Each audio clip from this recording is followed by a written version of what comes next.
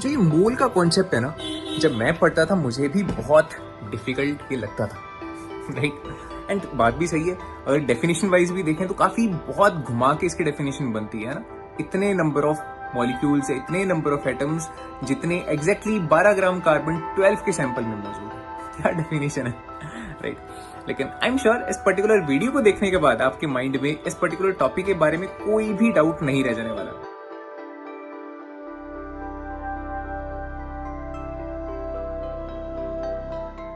So before directly jumping on the topic mole concept, हम कुछ basics हैं जिनको पहले देखेंगे सो दैट मोल कॉन्सेप्ट को समझना आपके लिए काफी आसान हो सके। In this image as you can see I have shown 2 hydrogen atoms and 1 oxygen atom, जो कि मिलके फॉर्म करते हैं a water molecule, right. And let's say अगर आप वाटर के मॉलिक्यूल को बनाना चाहते हो, then there is a process hydrogen gas and oxygen gas. जब ये दो गैसेज एक दूसरे के साथ रिएक्ट करती हैं, देन आपके पास वाटर की फॉर्मेशन होती है H2O, that is liquid. And अगर आपको इस इक्वेशन को बैलेंस करके लेट से लिखना हो, देन यू विल राइट 2, यहाँ होगा 1 एंड यहाँ होगा 2। As you can see left side पे हाइड्रोजन के there are 4 atoms, on the right side as well we have 4 hydrogen atoms. Similarly oxygen left side पे there are 2 atoms and over the right side oxygen के 2 atoms हैं। It means this equation is completely balanced.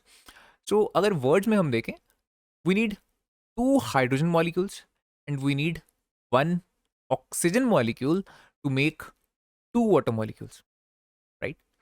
और hydrogen and oxygen के molecules की जो ratio है H2 and O2 की, that means जो रेशियो है वो आपको जो चाहिए it is 2:1, isn't it?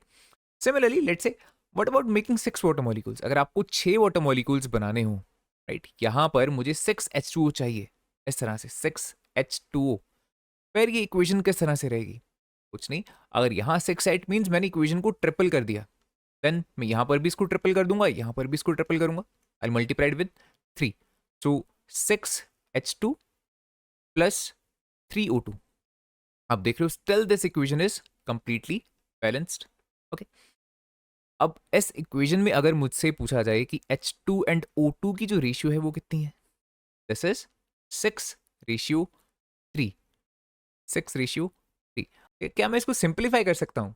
Answer is yes, I can write it like 2s are 6 and 3 1s are 3, okay. And आप देख रहे हो जो ये रेशियो है ये पहले भी 2:1 थी, एंड अगर मुझे 6 वाटर मॉलिक्यूल चाहिए स्टिल दिस रेशियो इज 2:1। जो H2 एंड O2 की रेशियो चाहिए होगी हमें वो 2:1 ही है। सिमिलरली अगर आपको even a billion water molecules बनाने हैं, टेल जो ये रेशियो रहेगी H2 एंड O2 की, दिस विल बी 2:1 ओनली। तो आप देख रहे हो जो फंडामेंटल रेशियो है ये तो 2:1 ही रहती है। इट डज नॉट मैटर कि हमें कितने वाटर मॉलिक्यूल्स को फॉर्म करना है, but there is a little problem here that अगर मुझे सचमुच में लेट्स से बिलियन वाटर के मॉलिक्यूल्स को फॉर्म करना है, then I need a billion hydrogen molecules, also half a billion of oxygen molecules also। And क्या आप सचमुच में ऐसा कर सकते हो कि हाँ ये रहे एग्जैक्टली 1 बिलियन हाइड्रोजन के मॉलिक्यूल्स, ये रहे half a billion, exactly half a billion oxygen molecules, and now let's combine these and make water molecules? No, right. ये प्रोसेस सुनने में जितना आसान लग रहा है उतना है नहीं, बिकॉज आप उनको काउंट ही नहीं कर पाओगे यार। एटम्स हैं, वो मॉलिक्यूल्स हैं, लेट्स से अगर उनका साइज बहुत ही ज्यादा स्मॉल होने वाला है, दे आर नॉट एप्पल्स कि उनको आप प्रॉपरली काउंट कर लो, ठीक है। तो आप ऐसा कर ही नहीं सकते कि एग्जैक्टली 1 बिलियन या हाफ बिलियन मॉलिक्यूल्स को आप काउंट करके उनको इस तरह से रिएक्ट करा दो। This process is literally senseless. Then ये काउंटिंग वाला प्रोसेस तो देखो नहीं होने वाला, राइट। मैं नंबर्स में नहीं खेल सकता, बिकॉज जो ये नंबर गेम है ये मैक्रोस्कोपिक पार्टिकल्स पे चल सकती है, माइक्रोस्कोपिक पार्टिकल्स पे इस तरह से हम डील नहीं करेंगे, ठीक है। सो माइक्रोस्कोपिक लेवल पर हम डील करते हैं विद मास। अब देखो मास को समझाने के लिए यहाँ पे मैंने 2 एटम्स को दिखाया हुआ है। This is the oxygen atom जिसका एटॉमिक नंबर होता है 8। उसके पास टोटल 8 इलेक्ट्रॉन्स हैं which are shown by the red colour, and 8 ही इसके पास प्रोटॉन्स रहेंगे।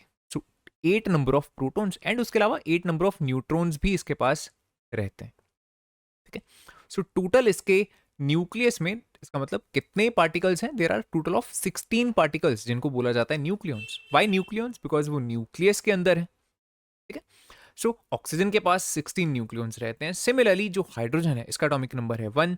सो एक ही इसके पास इलेक्ट्रॉन है और एक ही इसके पास प्रोटॉन होता है, बट इसके पास न्यूट्रॉन कोई नहीं है, because this is already a very small atom. इसके पास सिर्फ एक इलेक्ट्रॉन एक प्रोटॉन रहेगा। सो इसके सेंटर में, इसके न्यूक्लियस में सिर्फ एक ही पार्टिकल है, इस वजह से इसके पास सिर्फ एक ही न्यूक्लियन है।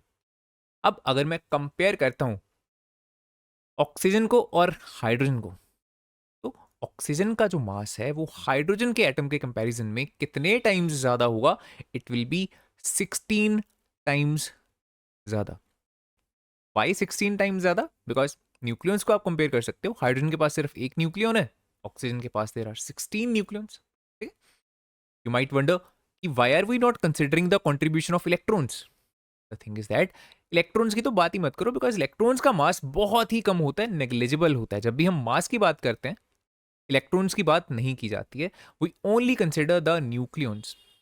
ओके, जो एक इलेक्ट्रॉन होता है उसका जो मास है, इट इज प्रोटॉन के मास से 1837 टाइम्स इतना कम। तो आप देख ही रहे हो कि इतना कम है, इस वजह से इसको कंसिडर ही नहीं किया जाता। ठीक है, हम सिंपली देखेंगे कि जो ऑक्सीजन है उसका मास हाइड्रोजन के कंपैरिजन में 16 टाइम्स ज्यादा है, बिकॉज इसके पास 16 टाइम्स ज्यादा न्यूक्लियॉन्स है। अब oxygen is 16 times massive as compare to the hydrogen, ये बात तो चलो हमें समझ में आ गई। बट एग्जैक्टली कितना मास है एक ऑक्सीजन के एटम का, क्या उसे एक्सप्रेस किया जा सकता है? आंसर इज यस, उसको भी हम एक्सप्रेस कर सकते हैं इन द ग्राम्स और kilograms if you want, but because उसका मास बहुत ही कम है। एक एटम आप इमेजिन कर पा रहे हो बहुत ही छोटा होगा, उसका मास भी बहुत कम होगा, इस वजह से उसके मास को जनरली हम एटॉमिक मास यूनिट में एक्सप्रेस करते हैं, एएमयू में। ठीक है, जो एक प्रोटॉन या एक न्यूट्रॉन रहता है उसका मास अप्रोक्सीमेटली 1 एएमयू के इक्वल रहता है। तो अगर इसके पास 16 न्यूक्लियॉन्स हैं, इसका मतलब ऑक्सीजन का जो मास रहेगा it will B approximately 16 AMU, 16 atomic mass unit. Similarly hydrogen, because इसके पास सिर्फ एक ही न्यूक्लियॉन है, इस वजह से इसका जो मास होगा it will be 1 AMU। Still आप देख पा रहे हो, this is 1 AMU, this is 16 AMU, it means oxygen is 16 times massive as compare to the hydrogen.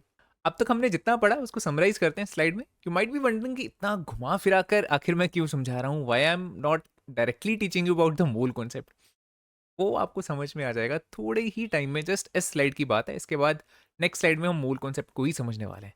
ठीक है, okay, in this picture I have shown again the two atoms, oxygen and the hydrogen, उनका मास यहाँ पे लिखा हुआ है।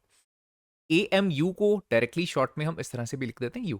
तो 16U या 16 यूनिट्स मास है ऑक्सीजन का एक एटम का, एंड हाइड्रोजन के एक एटम का मास है 1 यूनिट और 1 AMU।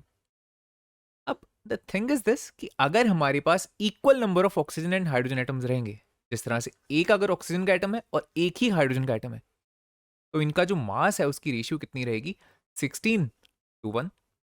सिमिलरली मान लो आपके पास अगर दो ऑक्सीजन के एटम हो जाते हैं और दो ही हाइड्रोजन के एटम्स हैं, इक्वल नंबर है दोनों का, तब आपके पास ऑक्सीजन का मास कितना हो जाएगा? 32।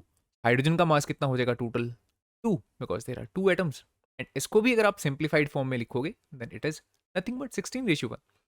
इसका मतलब अगर equal number of oxygen and hydrogen atoms हैं आपके पास, तो जो मास रेशियो है ये एग्जैक्टली सेम रहती है। सिमिलरली इसका उल्टा भी बोला जा सकता है, अगर कुछ इस तरह से अरेंज किया जाए कि आपके पास जितना मास है ऑक्सीजन का उतना ही मास हाइड्रोजन का है। ठीक है, if we have equal mass of oxygen and hydrogen atoms, तब क्या होगा? Their number ratio will be 1:16। अगर देखो इक्वल मास करना है, ऑक्सीजन उससे 16 टाइम्स ज्यादा भारी है। जस्ट इमेजिन इट, एक मान लो जो ऑक्सीजन है this is like a watermelon that is quite heavy, और जो हाइड्रोजन का एटम है just consider it like an apple. तो अगर आपको इक्वल मास चाहिए तो ऑब्वियसली उसके कंपैरिजन में, वाटरमेलन के कंपैरिजन में आपको बहुत सारे एप्पल्स को इकट्ठा करना पड़ेगा, तब जाके उनका मास उस एक वाटरमेलन के इक्वल हो पाएगा। सिमिलरली बहुत सारे हाइड्रोजन के एटम्स, एग्जैक्टली कितने? 16 नंबर ऑफ हाइड्रोजन एटम्स को इकट्ठा करना पड़ेगा, तब जाके उनका मास एक ऑक्सीजन के एटम के इक्वल हो पाएगा। ठीक है, सो अगर आपके पास इक्वल मास है तो नंबर की रेशियो इस तरह से रहेगी 1:16। अब इसको समझते हैं कि मास में डील करने का बेनिफिट देखो हमें कैसे होगा। As initially we said 2H2 plus 1O2 gives us 2H2, एंड हमने बोला था कि इस तरह से काउंटिंग हम नहीं कर सकते इन मॉलिक्यूल्स की, because they are very very small. ऐसा नहीं है कि हाँ ये रहे दो हाइड्रोजन के मॉलिक्यूल्स, ये रहा एक ऑक्सीजन का मॉलिक्यूल, इनको रिएक्ट कराते हैं और आपके पास दो वाटर के मॉलिक्यूल्स बन जाएंगे. ऐसा नहीं होने वाला. आप उनको काउंट नहीं कर पाओगे, आप उनको देख नहीं पाओगे. तो rather than counting those molecules, हम उनको वे करते हैं, हम उसका मास देख सकते हैं. एंड देखो यहाँ पे 2H2 लिखा है, इसका मतलब यहाँ पे हाइड्रोजन के टोटल कितने atoms are there? 4 hydrogen atoms are there, right. 2 hydrogen के मॉलिक्यूल्स बोल लो या फिर 4 हाइड्रोजन के एटम्स बोल लो, एक ही बात है. सो 4 हाइड्रोजन के एटम्स हैं. अगर एक हाइड्रोजन के एटम का मास 1 यूनिट है, तो 4 हाइड्रोजन के एटम्स का मास कितना हो जाएगा? 4 एटॉमिक मास यूनिट. सिमिलरली इसको अगर मैं रिएक्ट करता हूं 1O2 के साथ, इसका मास कितना रहेगा? देखो एक ऑक्सीजन के एटम का मास है 16 यूनिट्स, यहाँ पे O2 है, इसका मतलब ऑक्सीजन के 2 एटम्स आर देयर, इसका मतलब 32 यूनिट्स, इजंट इट, राइट. इसका मतलब अगर मुझे वाटर को फॉर्म करना है तो मुझे हाइड्रोजन एंड ऑक्सीजन की रेशियो कितनी चाहिए रहेगी? 4:32. या फिर इसको सिंप्लीफाई कर लेते हैं, 4 की टेबल पे कैंसिल आउट करो, 4 1 4 एंड 4 8 32, अब 1:8, राइट. तो इन very simple words, rather than counting the number of molecules, what I can do, I can gather some amount of hydrogen gas and some amount of oxygen gas in this particular ratio 1:8, and उसको मैं react करा सकता हूँ. And मेरे पास यहाँ पे water की formation हो जाने वाली है. अगर मेरे पास 1 ग्राम हाइड्रोजन गैस है और 8 ग्राम्स ऑफ ऑक्सीजन है, तो आपके पास 9 ग्राम्स ऑफ वाटर की फॉर्मेशन यहाँ पे डेफिनेटली हो जाएगी. तो अब तक हमने क्या किया, एक ही इक्वेशन को दो तरह से लिखा. एक तो on the microscopic level, microscopic scale you can say. Why are we saying microscopic? Because जो ये नंबर्स हैं 2 1 2, they are number of molecules which are very very small, we can not see them, we can not count them, that's why microscopic. Same ही equation को हमने macroscopic scale पर भी इस तरह से रिप्रेजेंट किया. Now why are we saying macroscopic? Macro means large. 1 gram, 8 gram, 9 gram, this quantity is large enough that we can easily measure these quantities in the laboratory, है ना. आप इजीली इसको वे कर सकते हो कि 8 ग्राम्स कितना रहेगा. Okay, so that's why this is macroscopic. So हमने एक माइक्रोस्कोपिक स्केल पर लिखे जाने वाली इक्वेशन को रिलेट कर दिया with the macroscopic scale. Are you getting the point? And ऐसा भी नहीं है कि हर जगह इसी का फायदा है, इस इक्वेशन का फायदा नहीं है, या हर जगह इसका फायदा है, इसका फायदा नहीं है. हमें दोनों को कई बार यूज करना पड़ता है. जो ये इक्वेशन है, राइट, मोस्टली बुक्स में उसको लिखा इसी तरह से होगा, है ना, because this is easier to let's say express. Books में अगर हमें एक्सप्रेस करना है या लिखना है, एक्सप्लेन करना है, तो इस तरह से लिखना आसान है. 2H2 + 1O2 gives us 2H2, very easy. लेकिन अगर मुझे लेट्स से एक्चुअल में इस रिएक्शन को प्रोसीड करना है, परफॉर्म करना है in the laboratory, then I need to know कि मुझे कितने ग्राम्स रिएक्टेंट्स चाहिए और वो रिएक्ट करके कितने ग्राम्स प्रोडक्ट फॉर्म करेंगे. And this is not about this particular reaction only, कोई भी रिएक्शन हो सकती है. आई नीड टू नो कि कितने ग्राम्स रिएक्टेंट्स चाहिए और कितने ग्राम्स मेरे पास प्रोडक्ट फॉर्म होगा. ठीक है, तो उस केस में ऑब्वियसली बात है, इस तरह की रिएक्शन मुझे ज़्यादा इन्फॉर्मेशन दे पा रही है, तो आप कह सकते हो इस रिएक्शन की जो प्रैक्टिकल यूजेबिलिटी है वो ज़्यादा है. इसका मतलब दोनों तरह से इस रिएक्शन को लिखने में कुछ ना कुछ हमें बेनिफिट हो रहा है. ओके, इसकी प्रैक्टिकल यूजेबिलिटी थोड़ी सी ज़्यादा है, लेकिन इस तरह से इसको लिखना, एक्सप्रेस करना थोड़ा सा आसान है.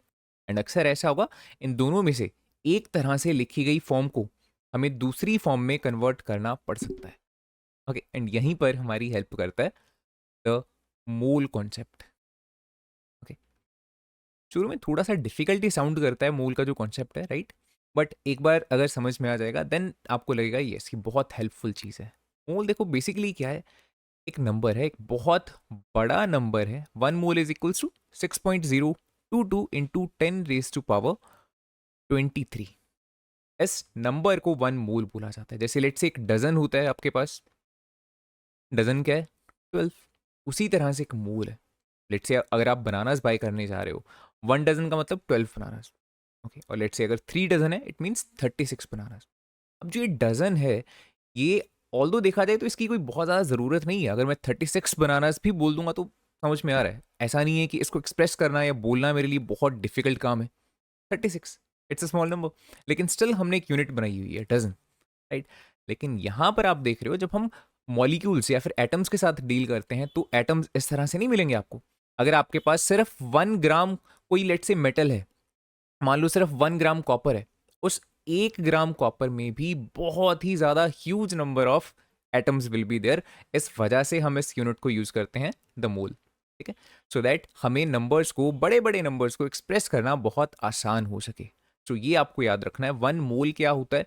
6.022 इंटू 10⁻23। लेट से अगर मैं बोलता हूं मेरे पास 1 मोल ऑफ बुक्स हैं, तो इसका मतलब होगा मेरे पास इतनी बुक्स हैं, 6.022 into 10⁻23 number of books. Okay, although this is going to be a huge number. Okay, इतनी books I don't think so पूरे दुनिया में भी होंगी। अब देखते हैं इस मोल को डिफाइन किस तरह से करते हैं। देखो, मोल को कुछ इस तरह से डिफाइन किया जाता है। मान लो आपके पास यहाँ पे कोई भी पर्टिकुलर मेटल है, कॉपर, एंड मान लो आपके पास exactly 1 mole of this particular metal is there, 1 mole copper is there, मतलब आपके पास इतने नंबर ऑफ उसके एटम्स हैं। क्या मतलब रहेगा? क्या मतलब है इस 1 मोल का? इसका मतलब है इसमें इतने एटम्स हैं जितने एटम्स 12 ग्राम कार्बन में होते हैं, ठीक है। 1 मोल का मतलब कोई भी, मान लो आपके पास यहाँ पे मेटल हो सकती थी, अगर 1 मोल है तो इसका मतलब है इसमें इतने नंबर ऑफ एटम्स हैं जितने एग्जैक्टली 12 ग्राम कार्बन, भी कौन सा? कार्बन 12, बिकॉज कार्बन के कुछ आइसोटोप्स होते हैं, right. There are 3 isotopes, carbon 12, carbon 13, carbon 14। Carbon 12 is the most abundant, carbon 13, carbon 14 जो होते हैं उनकी अबंडेंस बहुत कम होती है। सो कार्बन 12 के ऊपर बेस्ड है ये मोल कॉन्सेप्ट, ठीक है। सो 1 मोल अगर आपके पास लेट से कोई भी मेटल है, तो उसमें जितने नंबर ऑफ एटम्स हैं बेसिकली वो कितने हैं? जितने एटम्स कार्बन 12 के 12 ग्राम के सैंपल में होंगे। This is the meaning of this mole. Okay, and by the way, यहां पे मैं एटम टर्म यूज कर रहा हूं बिकॉज मेरे पास यहाँ पे कॉपर है। लेट से अगर मेरे पास कुछ सैंपल है, यहाँ पे गैस होती है इस तरह से एक कंटेनर में, यहाँ पर मेरे पास मान लो हाइड्रोजन गैस है, देन मैं क्या बोलूंगा? 1 mole hydrogen atoms? No, then I say 1 mole hydrogen molecules. तब भी बात वही है, ठीक है। दैट मीन्स मेरे पास 1 मोल हाइड्रोजन के मॉलिक्यूल्स हैं, तो 1 मोल कितने? 1 मोल का मतलब तो कुछ होना चाहिए ना। तो ये 1 मोल वही है कि 1 मोल है कितना? बेसिकली जितने नंबर ऑफ एटम्स हैं 12 ग्राम कार्बन 12 के सैंपल में, ठीक है। So that is the definition of the mole concept. So basically just हम यही कहना चाह रहे हैं in very simple words, that जो 12 ग्राम कार्बन 12 होता है उसके अंदर 6.022 इंटू 10⁻23 एटम्स मौजूद होते हैं। In very simple words, this is what we mean by the definition of the मोल।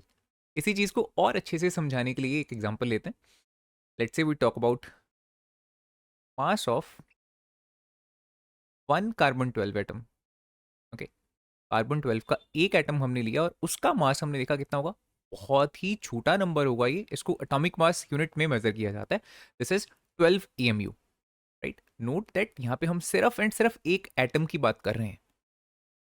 अब जैसा हमें पता ही है, मान लो अगर हम कुछ कैलकुलेट करना चाह रहे हो और हमें काफी सारा सैंपल दिया हुआ है किसी चीज का, तो जो उसका टोटल मास रहता है मैं उसको ऐसे लिख सकता हूँ, मास ऑफ 1 एटम, उसमें से एक एटम का जो मास है मल्टीप्लाइड बाय कि उसमें कितने नंबर ऑफ एटम्स हैं, है ना। इस तरह से मेरे पास टोटल मास आ जाता है। एंड इसी इक्वेशन को अगर मैं यूज करके मान लो इस तरह से लिखता हूं कि मान लो जो टोटल मास है कार्बन का वो हमें 12 ग्राम दिया हुआ है, और मास ऑफ एक एटम जो है वो हमें पता है कार्बन का 12 AMU होता है। तो क्या यहां से मैं नंबर ऑफ एटम्स फाइंड कर सकता हूं कि 12 ग्राम में कितने होंगे? Right, here I am writing number of atoms. तो नंबर ऑफ एटम्स देखो कितने हो जाने वाले हैं। Number of atoms is equals to 12 gram divided by 12 AMU।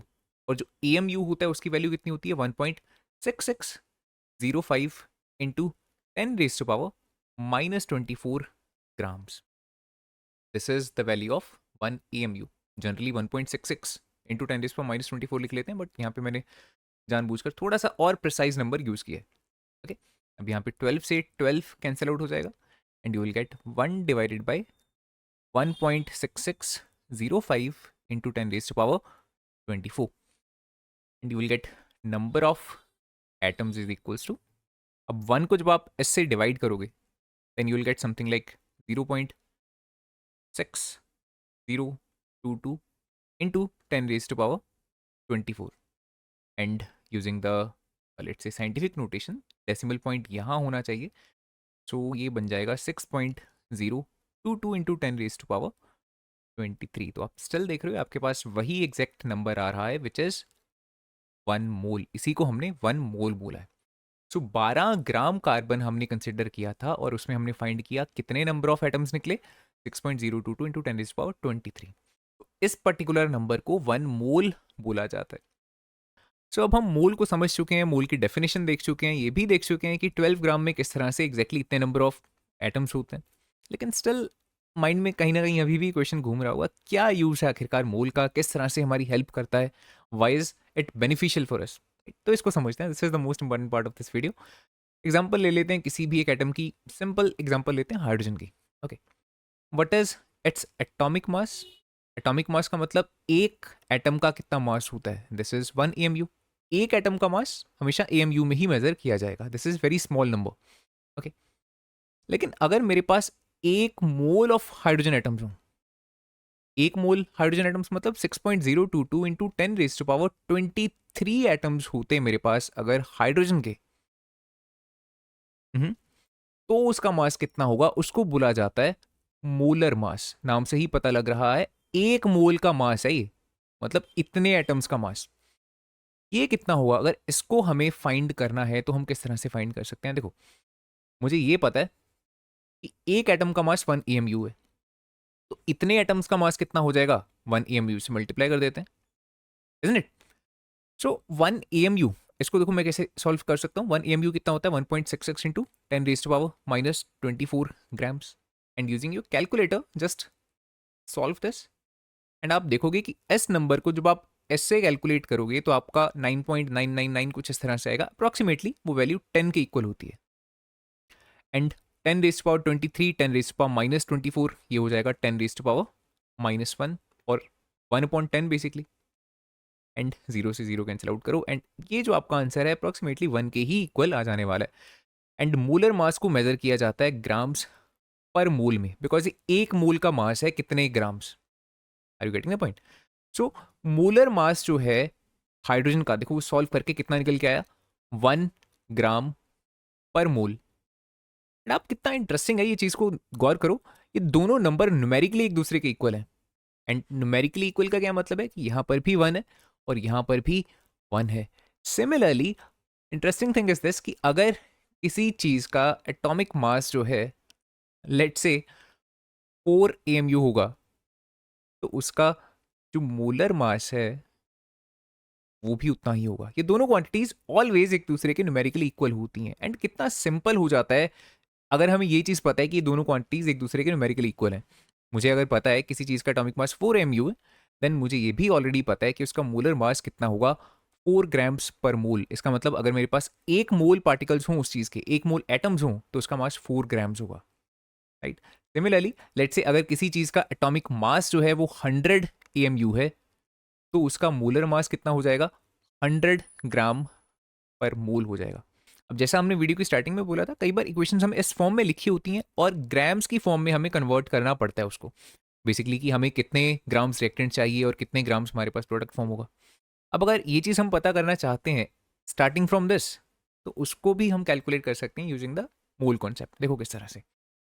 Firstly इस चीज़ को समझते हैं कि इस रिएक्शन को अगर मैं इस तरह से लिख रहा हूँ तो इसका क्या मतलब है। एक तो वेरी सिंपल टर्म्स में वैसे बोल सकता हूँ कि there are 2 molecules of H2, there is 1 molecule of O2 and we are getting 2 molecules of H2O, right? But basically देखा जाए तो this is just the ratio, right? में ऐसा भी तो हो सकता है कि यहाँ पे 4 मॉलिक्यूल्स रहे हों H2 के, 2 मॉलिक्यूल्स रहे हों O2 के, एंड यहाँ पर 4 मॉलिक्यूल्स रहे हों H2O के, isn't it? तब भी तो जो बेसिक रेशियो है 4:2:4, इसको सिंप्लीफाई करके मैं 2:1:2 लिख सकता हूँ जो ये नंबर्स आ रहे हैं आपके पास, isn't it?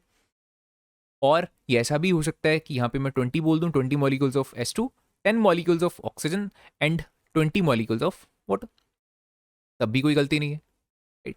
सिमिलरली मैं इसको ऐसे भी बोल सकता हूँ 2 डजन मॉलिक्यूल्स हो सकते हैं हाइड्रोजन के, 1 डजन मॉलिक्यूल हो सकते हैं ऑक्सीजन गैस के, और 2 डजन मॉलिक्यूल्स हो सकते हैं वाटर के। अगर ऐसा होगा तब भी बेसिकली वो इक्वेशन इसी तरह से वैलिड रहने वाली है, isn't it? और हम ऐसा भी बोल सकते हैं 2 moles of hydrogen, 1 mole of oxygen and 2 moles of water. तो बेसिकली रेशियो वो सेम है, 2:1:2, राइट। चाहे मैं इसको डजन्स में बोलूं, चाहे मैं एब्सोल्यूट नंबर्स में 212 ही बोलूं, चाहे मैं इसको मोल्स में बोलूं, बात एक ही है। सो यहाँ पर मैं इसको मोल्स में कहना चाहूंगा। इस चीज को मैं ऐसे एक्सप्रेस करूंगा 2 moles of hydrogen gas reacting with 1 mole of oxygen gas gives us 2 moles of water. अब स्टार्टिंग अगर करते हैं इस रिएक्टेंट से, हाइड्रोजन से, हाइड्रोजन का एटॉमिक मास कितना होता है, दिस इज 1 AMU। एंड अगर हमें इसका एटॉमिक मास पता है, we also know its molar mass, because ये दोनों क्वांटिटीज न्यूमेरिकली इक्वल होती हैं। दिस विल बी 1 ग्राम पर मोल। 1 ग्राम पर मोल का लिखने का क्या मतलब है, अगर मेरे पास 1 मोल हाइड्रोजन के एटम्स हों तो उसका मास 1 ग्राम हो जाएगा। This is what we mean, okay. लेकिन यहाँ पर सिर्फ इस तरह से H नहीं लिखा हुआ, H2 लिखा हुआ है, because this is a molecule, right. तो H2 का जो मोलर मास होगा वो कितना हो जाएगा, बिकॉज यहाँ से डबल हाइड्रोजन हो चुकी है, तो यहाँ भी इसका डबल कर देंगे, 2 ग्राम पर मोल, ठीक है। अब 2 ग्राम पर मोल का मतलब क्या हो जाएगा, 1 मोल अगर हमारे पास H2 होती तो उसका मास 2 ग्राम होता, लेकिन यहाँ पे हमारे पास 2 मोल्स ऑफ H2 हैं, तो इसका मास कितना हो जाएगा, 4 gram. Are you getting the point? 1 mole का मास 2 ग्राम है, तो 2 मोल्स का मास कितना हो जाएगा, 4 ग्राम्स, ठीक है। सिमिलरली ऑक्सीजन के साथ भी कुछ ऐसा ही हम करेंगे। Atomic mass of the oxygen, oxygen का जो एटॉमिक मास होता है वो कितना होता है, atomic mass of the oxygen is 16 AMU, because इसके पास 8 प्रोटॉन्स एंड 8 न्यूट्रॉन्स रहते हैं, टोटल 16 न्यूक्लियॉन्स इसके पास होते हैं, ठीक है। अगर एटॉमिक मास पता है तो इसका मोलर मास भी हमें पता है, 16 ग्राम्स पर मोल। मतलब 1 मोल अगर हमारे पास ऑक्सीजन हो तो उसका मास 16 ग्राम्स रहेगा, but this is nascent oxygen, और यहाँ पे हमारे पास है मॉलिक्यूलर ऑक्सीजन। तो मोलर मास ऑफ O2 कितना हो जाने वाला है, इसका डबल कर देंगे, 32 ग्राम्स पर मोल। अगर 1 मोल ऑक्सीजन हमारे पास है तो उसका मास 32 ग्राम्स होगा, और यहाँ पे 1 मोल ही है, इसका मतलब इसका मास 32 ग्राम्स है, राइट। ऐसा लिख सकते हैं। What about the water, water का मोलर मास कैसे हम कैलकुलेट कर सकते हैं, उसको हम डायरेक्टली देखो कैलकुलेट कर सकते हैं, बिकॉज वाटर में 2 हाइड्रोजन के एटम्स हैं और 1 ऑक्सीजन का एटम है। तो अगर मुझे इसका मोलर मास निकालना हो तो मेरे को जस्ट उनके जो कॉन्स्टिट्यूंट हैं उनका मोलर मास ऐड करना होगा। 2 हाइड्रोजन है, राइट। H2 का मोलर मास जैसे हमने देखा ही, यहाँ पे लिखा 2 ग्राम पर मोल, तो मैं लिखूंगा 2 ग्राम पर मोल, प्लस ऑक्सीजन, नीसेंट ऑक्सीजन, अकेली ऑक्सीजन का जो मोलर मास रहता है वो कितना रहता है, 16 ग्राम पर मोल। सो आई राइट 16 ग्राम पर मोल, 16 + 2 इज 18, सो ऐड करके हमारे पास आ रहा है 18 ग्राम पर mole. This is the molar mass of the water. अगर 1 मोल हमारे पास वाटर के मॉलिक्यूल्स हैं तो उसका मास कितना हो जाएगा, 18 ग्राम्स। यहां पे कितने मोल्स हैं, 2 मोल्स ऑफ वाटर, इसका मतलब कितने grams, total 36 grams. It means जो रिएक्शन हमें इस तरह से लिखी गई थी, जो इक्वेशन हमें इस तरह से गिवन थी, उसको मैं अब इस तरह से लिख सकता हूं, 4 grams of hydrogen plus 32 grams of oxygen, और ये रिएक्ट करके क्या बनाएंगे, 36 ग्राम्स ऑफ वाटर। पहली चीज जो चेक करने वाली है, क्या यहाँ पे कॉन्जर्वेशन ऑफ मास वैलिड है, 4 + 32 is equals to 36, the answer is yes. It means हाँ, काफी हद तक हमें यहीं से क्लियर हो जा रहा है कि जो इक्वेशन बनी है this is completely true, this is completely correct, ठीक है। सेकेंडली हमें यहाँ पे क्या देखना है कि 4, 32, 36 ये सभी नंबर्स 4 के टेबल पर जाते हैं, सो इसको हम सिंप्लीफाई कर सकते हैं, इनको 4 से डिवाइड कर देते हैं on the left hand side as well as right hand side. तो यहाँ पे क्या हो जाएगा, 1 gram of hydrogen plus 4 8s are 32, 8 grams of oxygen gives us 9 grams of water, and ये वही इक्वेशन है जो आपने शुरू में इस वीडियो में देखी थी, right. Now I think so this might be getting interesting. तो हमने यहां से स्टार्ट किया और इस इक्वेशन को आपने देखा इस फॉर्म में हमने कन्वर्ट किया using the mole concept. Similarly हम उल्टा भी कर सकते हैं, मान लो इक्वेशन हमें इस फॉर्म में गिवन है और हमें मोल्स की फॉर्म में कैलकुलेट करनी है, वो भी हम फाइंड कर सकते हैं काफी आसानी से। जैसे यहाँ लिखा हुआ है 1 gram hydrogen, molecular hydrogen, H2 का जो मोलर मास है वो हमने देखा 2 ग्राम्स पर मोल, मतलब अगर 2 ग्राम्स होती तो उसमें 1 मोल पार्टिकल्स या 1 मोल मॉलिक्यूल्स रहते, लेकिन यहाँ 2 ग्राम नहीं है, सिर्फ आधा ही है उसका, 1 ग्राम है। इसका मतलब सिर्फ हाफ मोल्स हैं हमारे पास, राइट। तो यहाँ मैं लिख रहा हूँ हाफ मोल्स, इतने पार्टिकल्स, इतने मॉलिक्यूल्स हैं H2 के। ओके, व्हाट अबाउट दिस, जो मोलर मास है O2 का, मॉलिक्यूलर ऑक्सीजन का, दैट इज 32 ग्राम्स पर मोल, लेकिन यहाँ सिर्फ 8 ग्राम्स है, मतलब 1/4 है। इसका मतलब हमारे पास सिर्फ 1/4 मोल्स हैं, 1/4 मोल्स, 1 मोल का सिर्फ चौथा हिस्सा। व्हाट अबाउट दिस, जो वाटर है उसका मोलर मास है 18 ग्राम्स पर मोल, अगर 18 ग्राम होता तो 1 मोल होता, लेकिन यहाँ सिर्फ 9 ग्राम्स है, इसका मतलब सिर्फ आधा मोल है हमारे पास, हाफ मोल्स, राइट। इसका मतलब मैं इसको ऐसे लिख सकता हूँ, देखो हाफ मोल्स हैं हमारे पास हाइड्रोजन के, प्लस 1/4 मोल्स हैं हमारे पास ऑक्सीजन के, और हमारे पास हाफ मोल प्रोड्यूस हो रहे हैं वाटर के। लेकिन इस इक्वेशन को ऐसे हम फ्रैक्शन में तो नहीं छोड़ सकते, राइट, इसको सिंप्लीफाई करना पड़ेगा होल नंबर्स में, ठीक है। सो 2 4 2 यहाँ पे लिखा हुआ है, इनका एलसीएम होता है 4, तो ऐसा करते हैं 4 से मल्टीप्लाई कर देते हैं, लेफ्ट हैंड साइड पे भी राइट हैंड साइड पे भी, राइट, सो दैट कोई फर्क ना पड़े इस इक्वेशन को। अगर मैं 4 से मल्टीप्लाई करता हूँ यहाँ भी, यहाँ पर भी और यहाँ पर भी, जस्ट इसलिए ताकि फ्रैक्शंस खत्म हो सकें, तो देखो क्या होगा, यहाँ हो जाएगा 2H2 प्लस 4 से 4 कैंसिल आउट हो जाएगा, यहाँ मिल जाएगा 1O2, एंड यहाँ पर 2 2s are 4 और हमारे पास मिलेगा 2H2, right. And this equation is again very familiar, I hope. 2H2 plus 1O2 gives us 2H2, ठीक है। तो ये खूबसूरती है इस मोल कॉन्सेप्ट की कि इन दोनों तरह की इक्वेशंस को आपस में हम कन्वर्ट कर सकते हैं अगर हमें उनका मोलर मास वगैरह पता हो, ठीक है। आई होप ये वीडियो आपको अच्छी लगी होगी। अगर वीडियो पसंद आई हो, इस वीडियो को लाइक करना, अपने दोस्तों के साथ जरूर शेयर कर देना, एंड यस, इस चैनल को सब्सक्राइब करना मत भूलना अगर आप इस चैनल पर नए हो। Thanks for watching the video.